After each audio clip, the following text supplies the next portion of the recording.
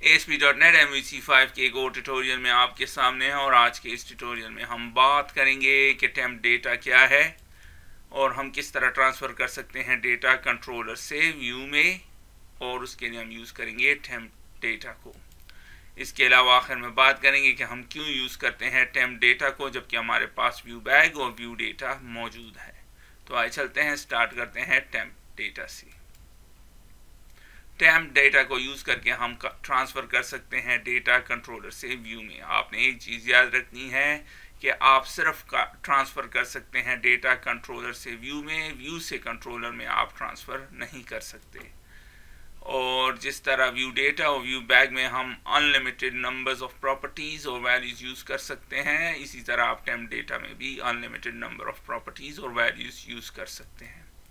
और temp data को use करके आप ट्रांसफ़र कर सकते हैं मॉडल और लिस्ट भी कंट्रोलर से व्यू में। अब इसकी सिंटेक्स पे बात करते हैं। टेम्प डेटा हम लिखेंगे जिस तरह व्यू डेटा हम लिखते हैं, फिर स्क्वायर ब्रैकेट्स आपके सामने है और फिर डबल कोट्स और फिर जो भी आपने इसको नाम देना है इस की को, फिर इक्वल का साइन और उसके आगे आप असाइन कर सकते हैं वैल्यू ऑब्जेक्ट लिस्ट। इसकी एग्जांपल कंट्रोलर में हम लिखते हैं टेम्प डेटा और इस केस में मैंने डिफाइन किया एक की जिसको मैंने नाम दिया नेम और उसे वैल्यू असाइन की जॉन स्मिथ। इस एग्जांपल में मैंने एक और टेम्प डेटा की प्रॉपर्टी को डिफाइन किया है और अब के केस में की का नाम क्या है सीसी और उसके लिए मैंने कॉमेंट्री वैल्यू असाइन की।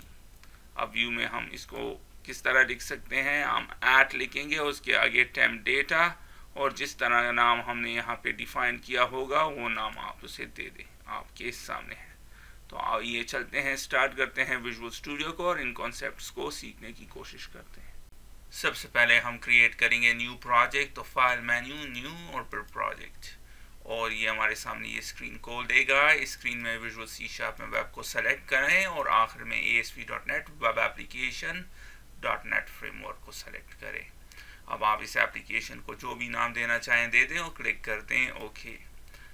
इस स्क्रीन में मैं सेलेक्ट करूंगा एम्प्टी का ये ऑप्शन और चेक कर देते हैं MVC का ऑप्शन, तो क्लिक कर दें ओके और ये हमारे लिए क्रिएट कर देगा ASP.NET MVC5 एप्लीकेशन जो कि आपके सामने है।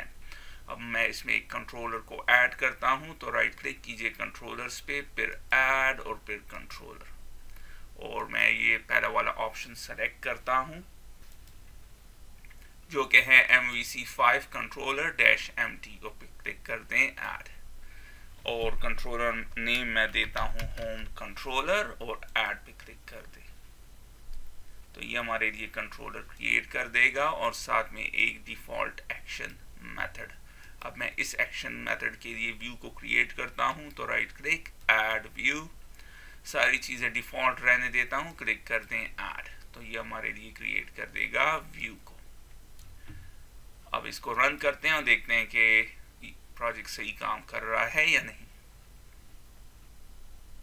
तो आप देख रहे हैं करेक्टली काम कर रहा है। अब हम क्या करेंगे, टेम्प डेटा को यूज़ करेंगे और ट्रांसफ़र करेंगे डेटा को कंट्रोलर से व्यू में। तो सिंपल एग्जांपल से स्टार्ट करते हैं और मैं लिख देता हूँ टेम्प डेटा, फिर स्क्वायर ब्रैकेट्स, फिर डबल कोट्स, और अब आपने की को जो भी नाम देना हो दे दें। मैं इसको दे देता हूँ स्टूडेंट नेम और इसके बाद इक्वल और फिर जॉन स्मिथ। अब मैंने इसको ट्रांसफ़र करना है यहाँ से कंट्रोलर से व्यू में, तो किस तरह बहुत आसान पी टैग लगा देते हैं। पी टैग ज़रूरी नहीं है लेकिन मैं फॉर्मेटिंग फिर सही आती है तो पी टैग लगा दिया जाए। तो मैं यहाँ पे लिख देता हूँ स्टूडेंट नेम और फिर वैल्यू कहाँ से आ रही है, हमारी टेम्प डेटा से, और हमने उसको क्या की नेम दिया था, स्टूडेंट नेम। देख लेते हैं करेक्ट है, करेक्ट है। तो अब मैं इसको रन करता हूँ और देखते हैं कि काम कर रहा है या नहीं। तो आप देख रहे हैं जॉन स्मिथ आपको अब दिखाई दे रहा है और हमने डेटा को ट्रांसफ़र किया कंट्रोलर से व्यू में। अब एक और एग्जांपल करते हैं।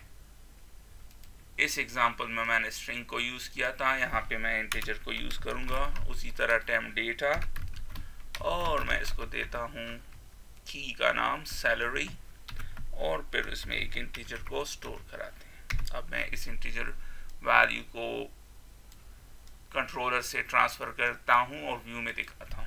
तो किस तरह करेंगे, tag salary at temp data और एग्जैक्टली वही की नेम जो कि आपने कंट्रोलर में दिया हो, अदरवाइज बिल काम नहीं करेगा। दोबारा रन करते हैं और देखते हैं कि काम कर रहा है या नहीं। तो आप देख रहे हैं करेक्टली काम कर रहा है। अब हम लिस्ट को ट्रांसफ़र करेंगे कंट्रोलर से व्यू में।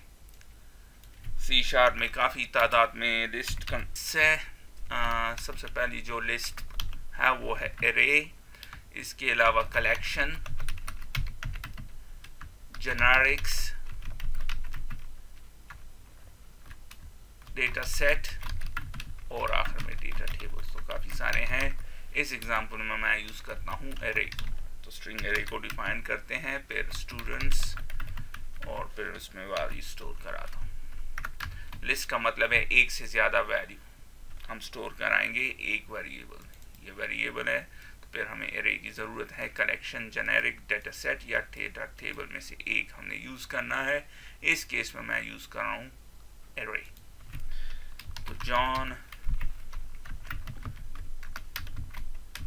James, mark, Javed. अब इस लिस्ट को मैं यहाँ से ट्रांसफ़र कराना चाहता हूँ कंट्रोलर से व्यू में। तो किस तरह करेंगे, temp data यूज़ करेंगे। तो temp data, फिर एक की को डिफाइन करते हैं और मैं इसको नाम देता हूँ स्टूडेंट्स लिस्ट और उसे असाइन कर देता हूँ स्टूडेंट्स एरे। अब मौजूद है। अब मैं इसको यहाँ से कंट्रोलर से ट्रांसफ़र कराता हूँ व्यू में। किस तरह करेंगे, बहुत आसान। चूँकि लिस्ट है तो हम फॉर ईच लूप लगाएंगे। वार एस एक वेरिएबल मैंने डिक्लेयर किया जिसकी टाइप है temp data और की क्या है स्टूडेंट्स लिस्ट, जो कि हमने यहाँ पे डिफाइन की। और अब इसकी टाइप क्या है, ये एरे है तो system dot array, simple as that. और अब मैं वैल्यू को शो कराता हूँ एट एस, ये वाला वेरिएबल। ये एस कुछ भी हो सकता है, आप इसे कोई भी नाम दे सकते हैं, ए बी सी स्टूडेंट और समथिंग, जो भी आपकी जी में आए। रन करते हैं तो आप देख रहे हैं डेटा कंट्रोलर से ट्रांसफर होके व्यू में यूजर को दिखाई दे रहा है। तो अब तक हम बात कर चुके हैं कि हम किस तरह ट्रांसफर कर सकते हैं सिंपल डेटा और लिस्ट डेटा को temp डेटा के थ्रू कंट्रोलर से व्यू में। अब हम मॉडल डेटा को ट्रांसफर कराएंगे कंट्रोलर से व्यू में। तो किस तरह, बहुत आसान। सबसे पहले मैं एक मॉडल क्रिएट करता हूँ, राइट क्लिक, ऐड क्लास, और इस मॉडल को मैं नाम देता हूँ स्टूडेंट। क्लिक कर दें ओके और ये हमारे लिए ये क्लास क्रिएट कर देगा। सबसे पहले मैं इसको पब्लिक कर देता हूँ और फिर यहाँ पे कुछ प्रॉपर्टीज ऐड कर देता हूँ। पहली प्रॉपर्टी है स्टूडेंट आईडी, दूसरी है स्ट्रिंग नेम और फाइनली स्ट्रिंग ईमेल। सो 3 प्रॉपर्टीज मैंने डिफाइन की। अब इसको यूज करते हैं और स्टूडेंट को मैं यहाँ पे कॉल करता हूँ। हमें नेम स्पेस की ज़रूरत है और नेम स्पेस इंपोर्ट हो गया। अब करेक्टली शो कर रहा है। इसका एक ऑब्जेक्ट क्रिएट करता हूँ स्टूडेंट और फिर equal new student object create हो। अब मैं वैल्यूज असाइन करता हूँ डॉट स्टूडेंट आईडी,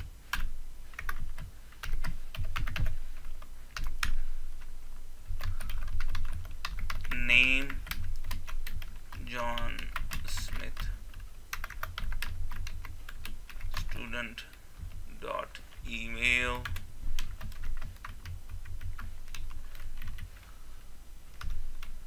john@abc.com।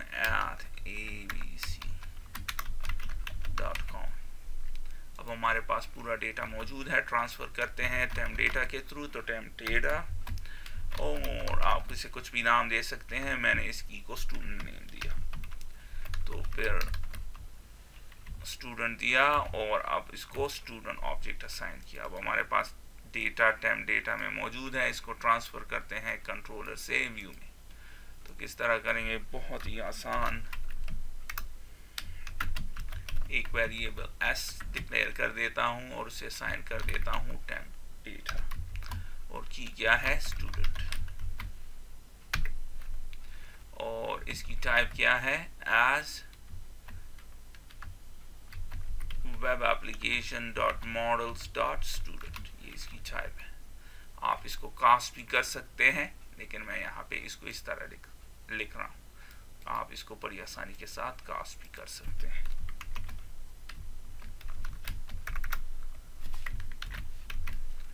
आप देख रहे हैं, तो फिर जब आप कास्ट कर देंगे तो फिर इसकी ज़रूरत नहीं।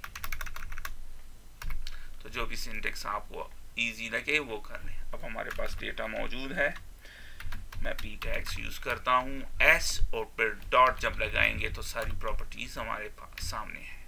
तो मैं स्टूडेंट id,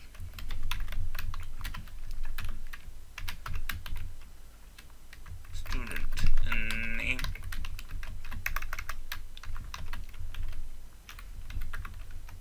और फाइनली ईमेल,